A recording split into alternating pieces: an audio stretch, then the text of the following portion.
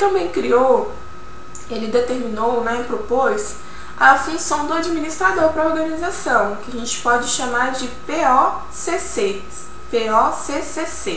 que seria prever, organizar, comandar, coordenar e controlar. A gente vai ver mais à frente que essas funções, elas são adotadas até hoje, né? As teorias que foram sendo desenvolvidas ao longo do tempo, ela não desconsiderou essa abordagem proposta por Fayol, porque é uma abordagem, né, muito significativa, e a gente vê que realmente, né, o administrador, para desempenhar bem o seu processo, ele precisa estar atento a todas essas funções.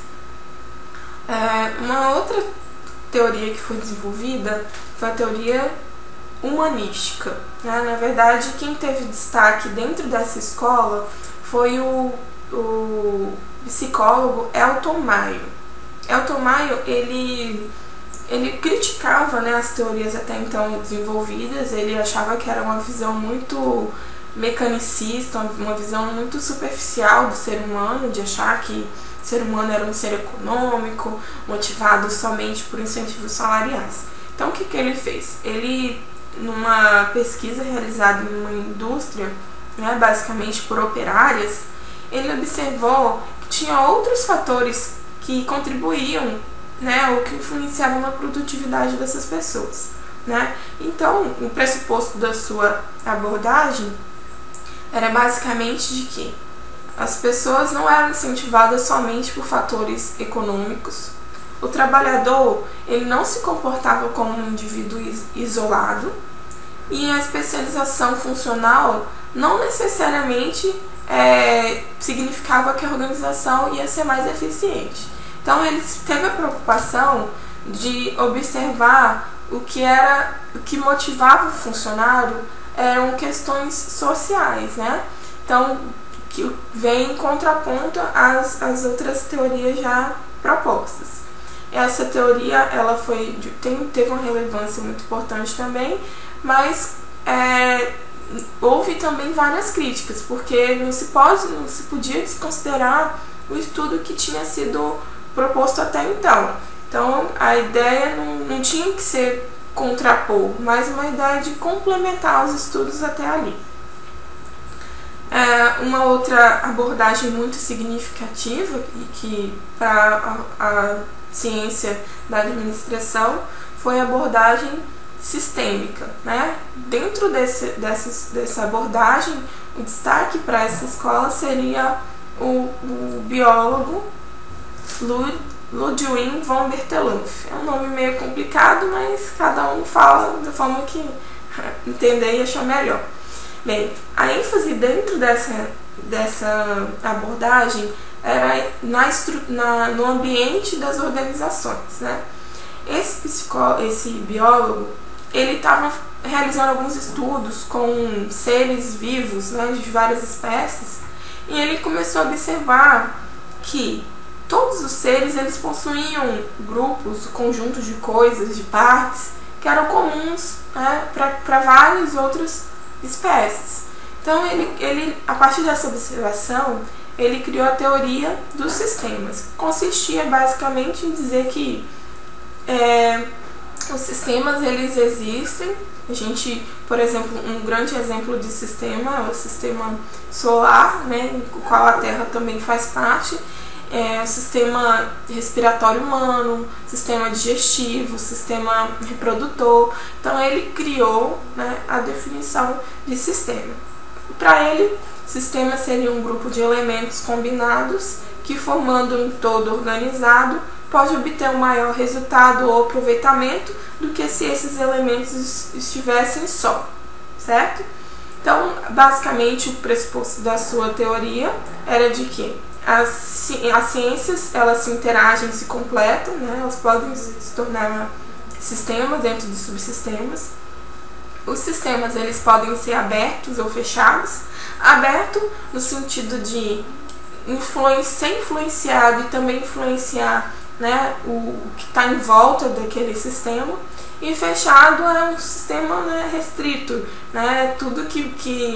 Toda operação ela é bem restrita, então não recebe influência do meio e também não influencia.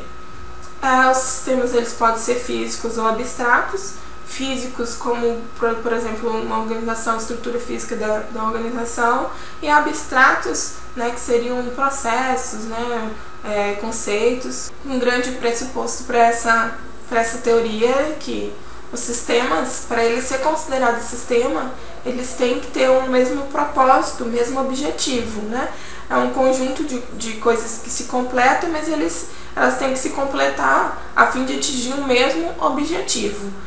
E globalismo e totalidade consiste em se é um conjunto, né, formado por partes, se uma dessas partes ela sofrer alguma interferência, essa interferência impactará em todo o sistema, em toda a sua globalidade. Então, essa teoria desenvolvida, ela também foi aplicada nas organizações. As organizações também foram vistas como sistemas abertos, né, que vivem dentro de outros sistemas, que seria, por exemplo, a sociedade. Então, para a gente entender um pouquinho como, né, as organizações podem ser vistas como um sistema, a gente pode entender que as organizações são sistemas abertos, com interação e interdependência entre as partes e com um ambiente em que envolve, tendo várias entradas e saídas para garantir um intercâmbio com o meio. Então, são sistemas abertos que têm influência com o meio que vive, né?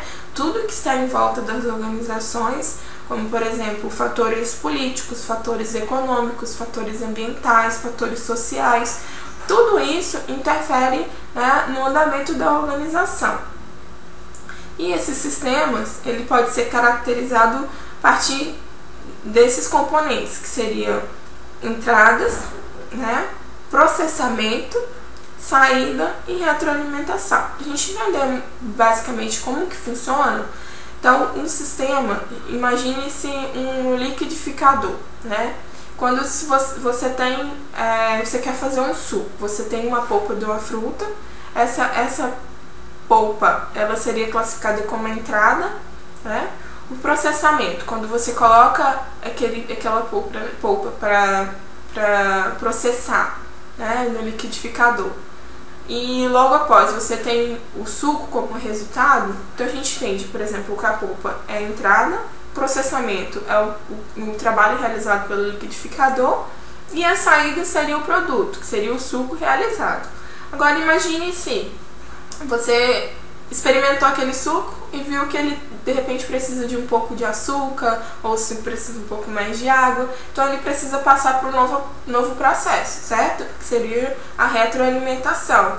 Então o suco, né, se acrescentaria um ingrediente que você acha que está faltando, e esse produto passaria por uma nova entrada, um novo processamento, e teria um novo resultado, né, que seria o suco a partir desse acréscimo que você fez. Então, basicamente, as organizações, elas passam por esse processo, um processo produtivo, por exemplo, né?